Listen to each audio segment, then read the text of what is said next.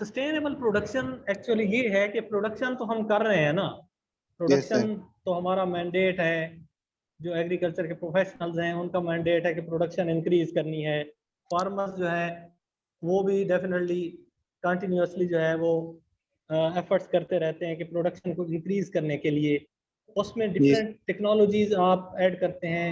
Commercial farming पे हम चले गए हैं, pesticides, chemicals, fertilisers, commercial fertiliser, artificial fertiliser का यूज हमने बढ़ा दिया है। Yes, लेकिन sir. लेकिन क्या इससे हम अपने इन्वायरमेंट को जो पोल्यूट कर रहे हैं, सॉइल को एंडेंजर कर रहे हैं? तो फ्यूचर में इतने ही रिसोर्सेज के साथ और अपने रिसोर्सेज को कंजर्व करते हुए क्या हम अपनी प्रोडक्शन सस्टेन कर पाएंगे? ये बहुत बड़ा एक क्वेश्चन मार्क है, जो कई डेकेड से जो है, पिछले स्पेशली 2 डेकेड से ज़्यादा जो है इस पे एक क्वेश्चन मार्क है। तो इसमें हम एग्रोनॉमी में ओवरऑल और इस कोर्स में पार्टिकुलरली जो है वो बात करते हैं सस्टेनेबल प्रोडक्शन की, कि हमने अपने रिसोर्सेज को इस तरह से मैनेज करना है या यूटिलाइज करना है कि आने वाले जो हमारी जनरेशन्स हैं, आने वाले वक्तों में भी हम अपनी रिसोर्सेज की बेटर यूटिलाइजेशन से और जुडिशियस यूज से और कम लागत से अपनी प्रोडक्शन को सस्टेन कर सकें। ये ना हो कि Right. अगर आज हम 30,000 पर एकड़ एक्सपेंसेस कर रहे हैं तो कल को हम 60,000 एक्सपेंसेस करके भी इतनी प्रोडक्शन मुश्किल से ले पाए। ऐसा नहीं है, बल्कि हम जो है कास्ट ऑफ प्रोडक्शन इतनी इंक्रीज ना हो लेकिन अपनी प्रोडक्शन सस्टेन कर सकें, एनवायरनमेंट को प्रोटेक्ट करते हुए और अपने रिसोर्सेज को भी सेव करते हुए। तो Utilize दिस इज करते हुए कॉल्ड ठीक. Yes, sir. Sustainable production. Yes, sir. आगे क्लियर? समझिए. Yes, sir. Clear. Okay. Next objective is enable the students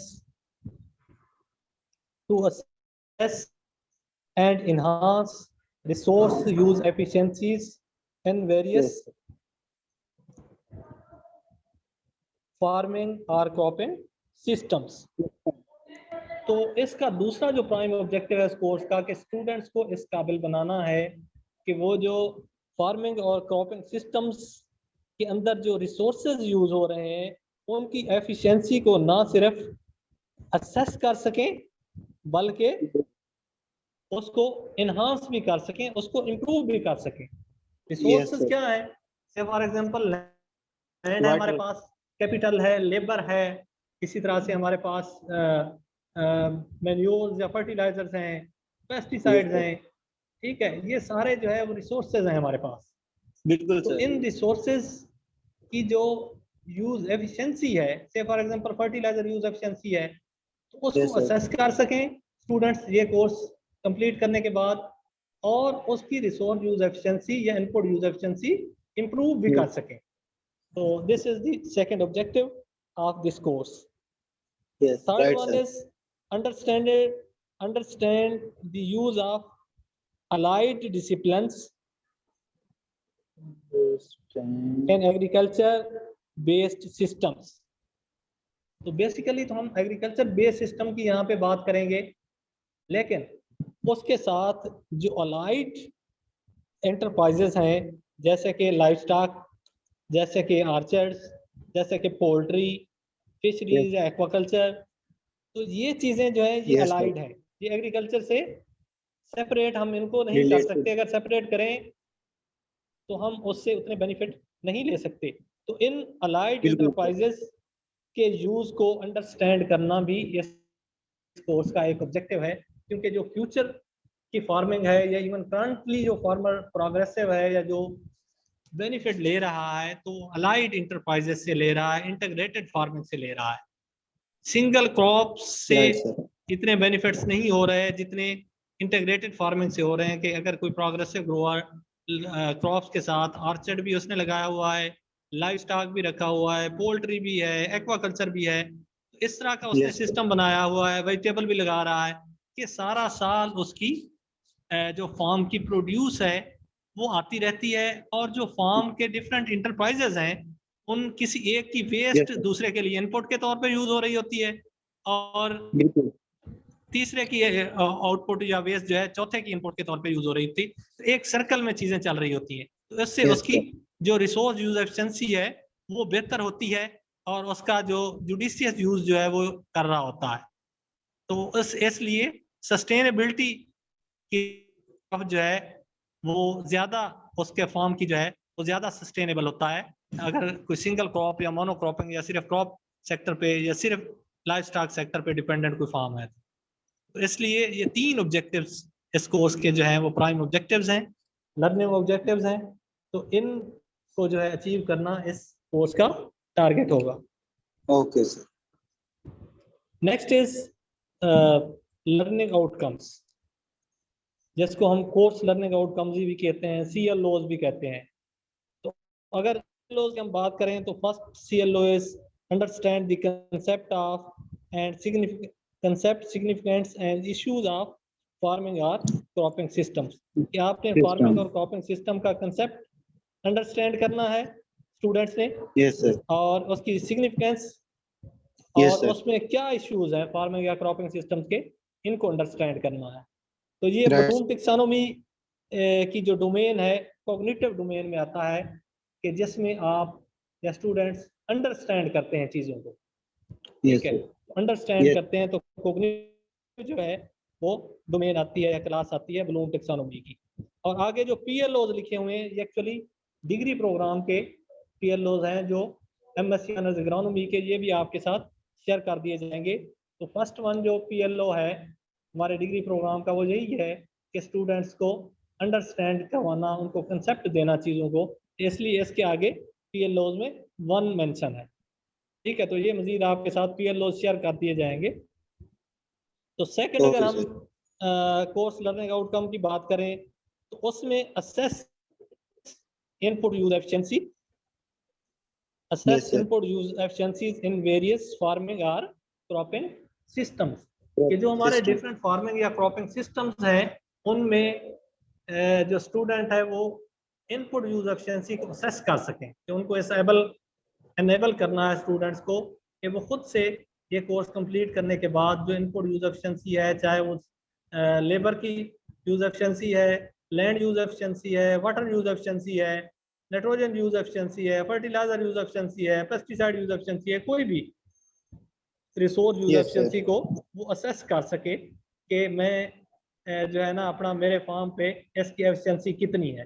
क्योंकि जब वो असेस कर सकेगा तो तभी वो उसको इम्प्रूव करने के बारे में सोचेगा और इम्प्रूव करेगा। तो जब असेस की बात आ गई तो ये फिर हमारे पास जो क्लास है ये भी कॉग्निटिव है।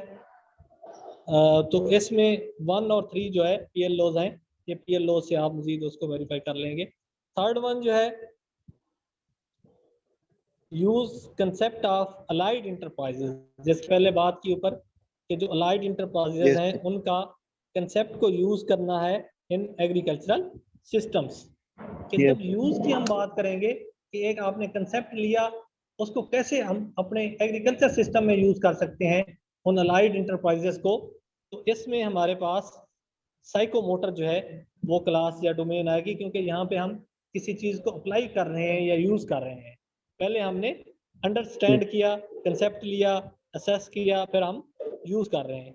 और फोर्थ वन जो है अप्लाई द एक्वायर्ड नॉलेज, जो भी इस कोर्स से आप नॉलेज एक्वायर करेंगे उसको अप्लाई करना है और सस्टेनेबल प्रोडक्शन, जिस पे मैंने पहले भी कहा कि हमारा ज्यादा फोकस रहेगा इस कोर्स में।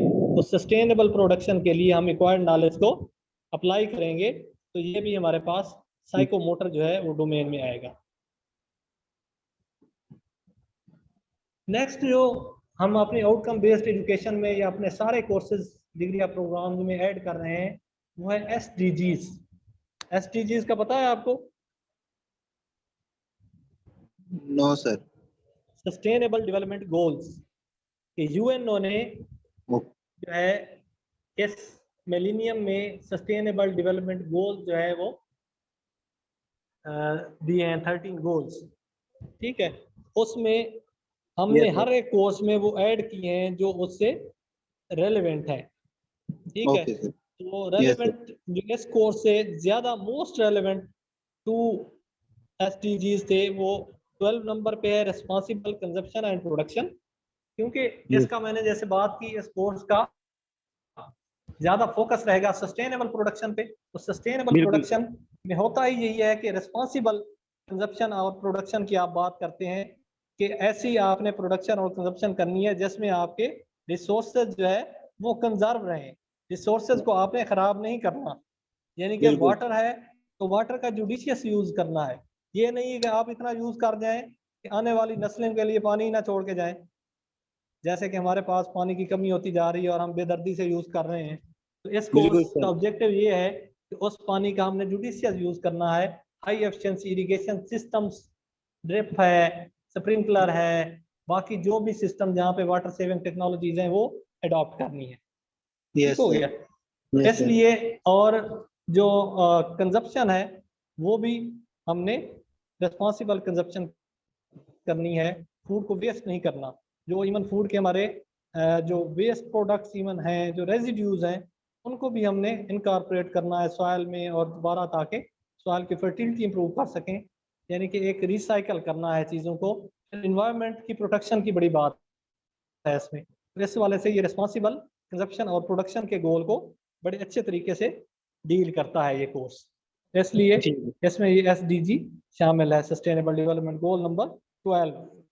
और है। ओके। सस्टेनेबल डेवलपमेंट गोल जो 13 है, क्लाइमेट एक्शन, वो भी यस बड़ा सर। रेलेवेंट है इससे, क्योंकि इस कोर्स में हम एनवायरनमेंट को प्रोटेक्ट करने की बात करेंगे और क्लाइमेट बिल्कुल सर। की एडेप्टेशन स्पेशली जो है, मिटिगेशन भी किसी हद तक, लेकिन एडेप्टेशन के क्लाइमेट चेंज हो गई, उसको कैसे बिल्कुल अडेप्ट कर सकते हैं सेक्टर में, तो उसकी भी बात होगी इसमें। बिल्कुल तो सर। ये दो गोल जो है SDGs इसमें इंक्लूड है। Okay sir. तो नेक्स्ट अब हम आ जाएंगे इसके कोर्स कंटेंट्स पे। तो ये क्योंकि अभी जो है थ्योरी का ही हमारे पास कोर्स है 330, हमने इसको रिवाइज कर रहे हैं, वैसे प्रैक्टिकल भी ऐड कर रहे हैं, लेकिन वो शायद नेक्स्ट जो क्लास आएगी नेक्स्ट ईयर से अडेप्ट हो सके। तो लेकिन कोशिश करेंगे कि इसमें भी जो प्रैक्टिकल की चीज़ें हैं, जैसे हमारे पास हाई एफिशिएंसी इरिगेशन सिस्टम जो हमारे पास यहाँ पे अवेलेबल होंगे, ड्रिप है, स्प्रिंकलर है, इस तरह से कुछ कंजर्वेशन एग्रीकल्चर की, जीरो टिलेज, मिनिमम टिलेज और इस तरह की चीज़ें जो है वो आपको डिमॉन्स्ट्रेट करवाएंगे। ठीक है। तो लेकिन फिल राइट वक्त सर। चूँकि हमारा ये 330 कोर्स है, तो हमारे पास इसकी थ्योरी के जो कंटेंट्स हैं उसमें फर्स्ट वन अगर हम बात करें, थोड़ा फॉन्ट बड़ा करें,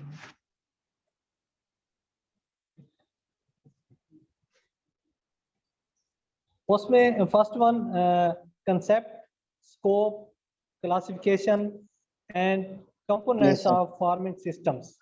तो जो फार्मिंग सिस्टम है उसके कंसेप्ट यस की सर। हम बात करेंगे, उसकी स्कोप की बात करेंगे, क्लासिफिकेशन और कंपोनेंट्स की बात करेंगे इसमें। इस तरह से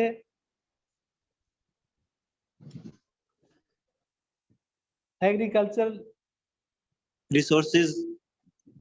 रिसोर्सेज की हम बात करेंगे। ठीक है। Yes sir. इसी तरह से उनकी जो है एग्रीकल्चर रिसोर्सेज के बाद उनकी यूटिलाइजेशन की बात होगी। यस ठीक है। सर। और उनकी मैनेजमेंट की बात करेंगे। फिर यस हम sir. Major farming and cropping systems of कौन पाकिस्तान, कौन है? पाकिस्तान में मेजर क्रॉपिंग और फार्मिंग सिस्टम कौन से हैं, ठीक है, यस सर। उनकी यस बात सर। करेंगे हम। रोल ऑफ फिर टिलेज। इसी तरह से जो है हम कवर क्रॉप्स की बात करेंगे। ठीक है। Yes sir. Yes sir. Cover crops और रेजिड्यूज जो है, क्रॉप रेजिड्यूज के क्रॉपिंग सिस्टम्स में उनको कैसे हम देख सकते हैं या देखते हैं। Yes sir. फिर इसी तरह से हम रोल ऑफ जो टिलेज है यस सर।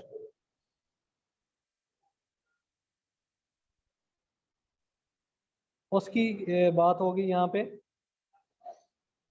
ठीक है। फिर प्रिसीजन एग्रीकल्चर यस सर। इन फार्मिंग सिस्टम, क्योंकि फार्मिंग सिस्टम और क्रॉपिंग सिस्टम में अब जो लेटेस्ट चीज़ें आ रही हैं वो प्रिसीजन एग्रीकल्चर भी उनमें से एक है, कि जब हम रिसोर्स यूज एफिशिएंसी इंप्रूव करने की बात करते हैं, रिसोर्सेज कंजर्व करने की बात करते हैं, तो प्रिसीजन एग्रीकल्चर जो है बहुत इंपॉर्टेंट है। प्रिसीजन का मतलब ये है कि आप प्रिसाइज वे में यूज़ करते हैं ताकि आपकी एफिशिएंसी इंप्रूव हो और आपके रिसोर्स का यूज़ कम से कम हो। तो इसको Okay, हम sir. डिटेल में जो है वो डिस्कस करेंगे प्रिसीजन एग्रीकल्चर को भी। इसके बाद हमारे पास होगा स्टडी ऑफ अलाइड इंटरप्राइजेस, जिसमें आपके पास लाइव स्टॉक है, पोल्ट्री है, एक्वाकल्चर है, मशरूम है, ठीक है। Yes, sir. इसी तरह से आपके पास टनल फार्मिंग, जिसमें स्पेशली वेजिटेबल सोर्सिंग की हम बात करते हैं, वेजिटेबल की बात करते हैं। तो इसके बाद इमर्जिंग ट्रेंड्स इन फार्मिंग और क्रॉपिंग सिस्टम्स रिसर्च जो है, तो जो फार्मिंग या क्रॉपिंग सिस्टम की रिसर्च है उसमें इमर्जिंग ट्रेंड्स क्या है, जिसमें Right. आपके पास जो है कुछ टिलेज के हवाले से चीज़ें आ जाएंगी, क्रॉप रेजिड्यूज और ये चीज़ें आ जाएंगी। और आप एक बात आप याद रखें, जब हम क्रॉपिंग सिस्टम या फार्मिंग सिस्टम की बात करते हैं तो हम होलिस्टिक अप्रोच की बात करते हैं। होलिस्टिक अप्रोच की बात मतलब ये होता है कि हम ओवरऑल सिस्टम की बात करते हैं, बिल्कुल पूरे सर। सिस्टम को हम इंटीग्रेट करते हैं, किसी एक कंपोनेंट पे रिसर्च नहीं कर रहे होते, बल्कि उसके बिल्कुल सर। पूरे फार्मिंग सिस्टम में जो कंपोनेंट्स हैं सबको अलाइड करके उसको देख रहे होते हैं। जी सर। तो इसके बाद जो है researchable issues and research methods, कि रिसर्चेबल इश्यूज क्या हैं डिफरेंट क्रॉपिंग या फार्मिंग सिस्टम के, और उनमें मेथड्स कौन से यूज होते हैं यस सर। फार्मिंग और क्रॉपिंग सिस्टम। तो this is all about the contents of this course. इसमें जो है हम ये सारी चीज़ें कवर करेंगे टू अचीव इंशाल्लाह। The learning objectives and course learning outcomes as we discussed earlier और इन स्टार्ट। तो इनको अचीव करने के लिए तो इसमें नीचे आपके पास जो है बुक्स भी दी गई हैं रिकमेंडेड, जिसमें एक टेक्स्ट बुक है, ठीक है, श्रीस्ता की 2003 की cropping systems trends and advances and food products. Advances. जी, इसी तरह से हमारे पास कुछ चार जो है वो सजेस्टेड रीडिंग्स जो है वो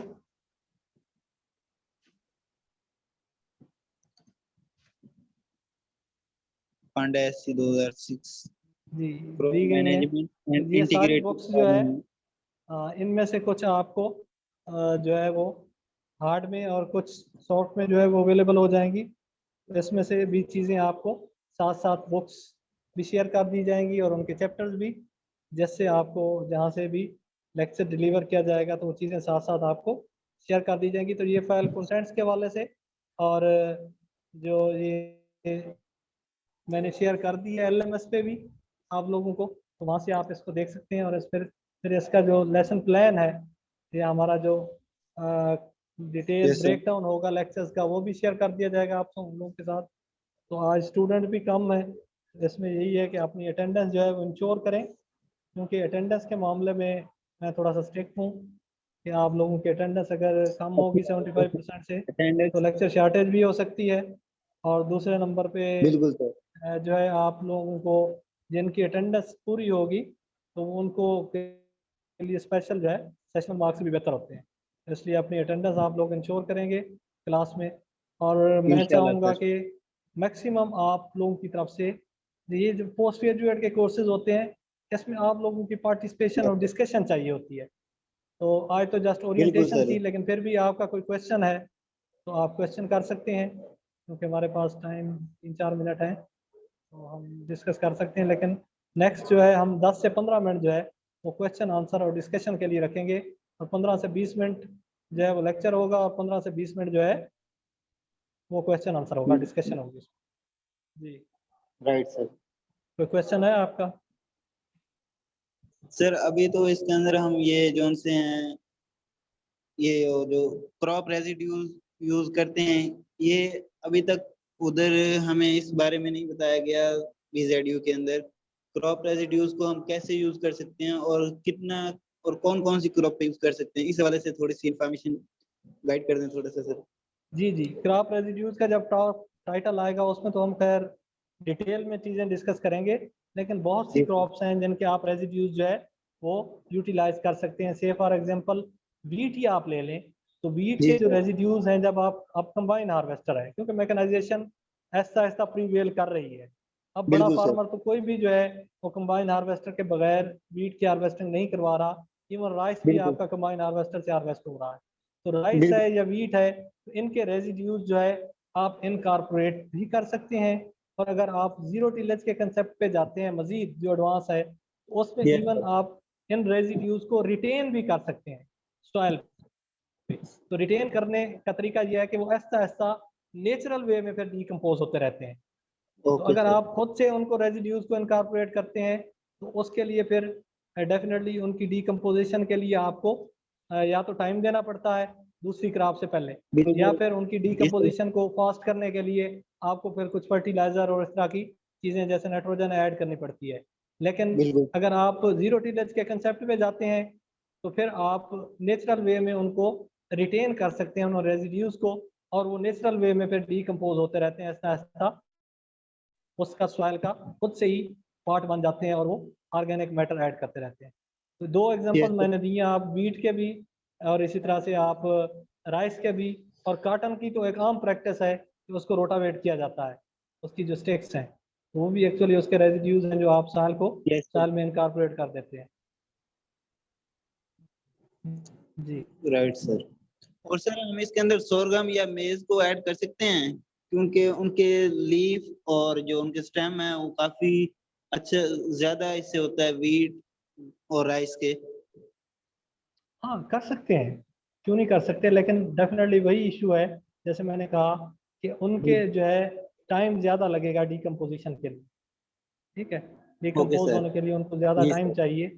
लेकिन उसमें भी अब दुनिया में यूएसए में चूँकि ज़्यादा चलता है जो है ना मेज, ठीक है, उसमें Yes, sir. नॉर्मली उनकी एक क्रॉप होती है मेज और साथ में वो सोयाबीन इंटरक्रॉप करते हैं।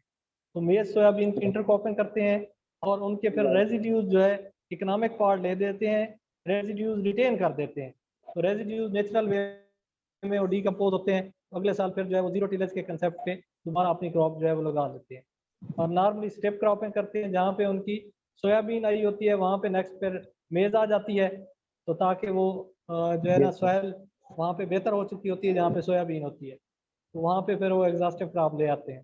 तो इस तरह की जो है वो रोटेशन और स्टेप क्रॉपिंग और इस तरह के जो है वो आप सिस्टम यूज़ करते हुए भी अपने रिसोर्सेज को एफिशिएंटली यूटिलाइज कर सकते हैं और एनवायरनमेंट को Yes. प्रोटेक्ट कर सकते हैं। Okay sir. ओके जी, टाइम जो है एंड हो गया है। Thank you very much. बाकी कोई क्वेश्चन होगा तो नेक्स्ट क्लास में भी हम डिस्कस कर सकते जी सर, इंशाल्लाह। हैं। अल्लाह हाफिज़। अल्लाह हाफिज सर।